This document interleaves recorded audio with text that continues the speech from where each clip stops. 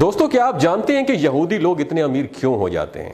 تو کسی مسلمان نے ایک یہودی سے پوچھا کہ ساری دنیا میں جتنی بڑی کمپنیز ہیں وہ یہودیوں کی ہیں، حالانکہ تمہاری تعداد سب سے کم ہے، پھر بھی تم لوگ سب سے آگے ہو، یعنی تمہاری تعداد پوری دنیا میں 9.2 ملین ہے اور مسلمان 1 ارب 40 کروڑ ہے۔ تو آپ اتنے زیادہ طاقتور کیسے ہو گئے؟ تمہاری قوم میں کوئی انسان بھیک نہیں مانگتا۔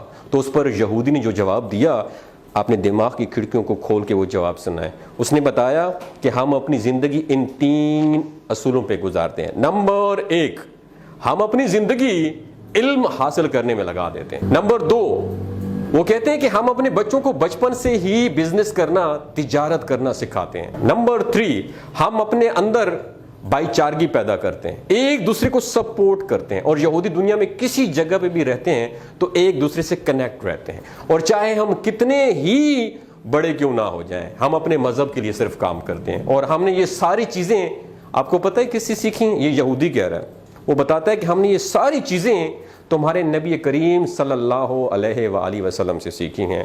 اللہ اکبر۔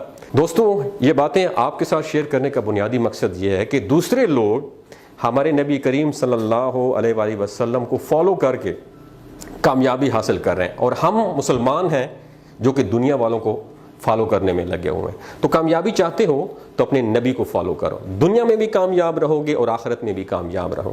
تو کہنے کا مقصد یہ ہے کہ ہمارے نبی صلی اللہ علیہ وسلم نے فرمایا تھا کہ تفرقوں میں نہ پڑو اور رسی کو مضبوطی سے پکڑو۔ آج ہم تقسیم ہو چکے ہیں، ہم سنی ہیں، ہم شیعہ ہیں، ہم بریلوی ہیں، ہم دیوبندی ہیں۔ اس تقسیم نے ہمیں توڑ کے رکھ دیا، ہمیں قوم نہیں بننے دیا، ہمیں امت نہیں بننے دیا۔ وجہ کیا ہے کہ ہمارے ریموٹ کنٹرول کہیں اور سے آپریٹ ہوتے ہیں، ان کا بیسک بنیادی مقصد یہی ہے، ڈیوائڈ اینڈ رول۔ ان کو تقسیم کر دو اور ان پر حکومت کرو۔ دوستو بات کرنے کا مقصد یہ ہے کہ ان کے 3 فالو جو ہے نا، وہ ہماری اسلامی تعلیمات سے انہوں نے لیے ہیں۔ یہ بھائی چارگی کو اپناتے ہیں، ہمارے اندر بھائی چارگی بالکل بھی نہیں ہے، ہم بالکل بھی ایک دوسرے کو دیکھ ہی نہیں سکتے۔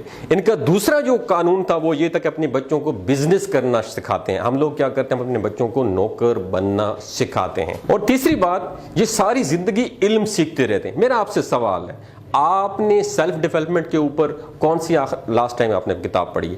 آپ نے قرآن کو ترجمے اور تفسیر کے ساتھ کب پڑھا ہے؟ صرف ثواب کی نیت سے پڑھا ہے۔ دوستو یہ کہنے کا مقصد یہ ہے، اپنی اسلامی تعلیمات پر غور کرو، آپ دنیا کی سب سے عظیم قوم بن جاؤ گے۔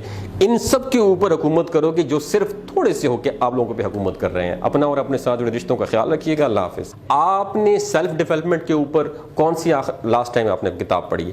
آپ نے قرآن کو ترجمے اور تفسیر کے ساتھ کب پڑھا ہے؟ صرف ثواب کی نیت سے پڑھا ہے۔ دوستو یہ کہنے کا مقصد یہ ہے، اپنی اسلامی تعلیمات پر غور کرو، آپ دنیا کی سب سے عظیم قوم بن جاؤ گے۔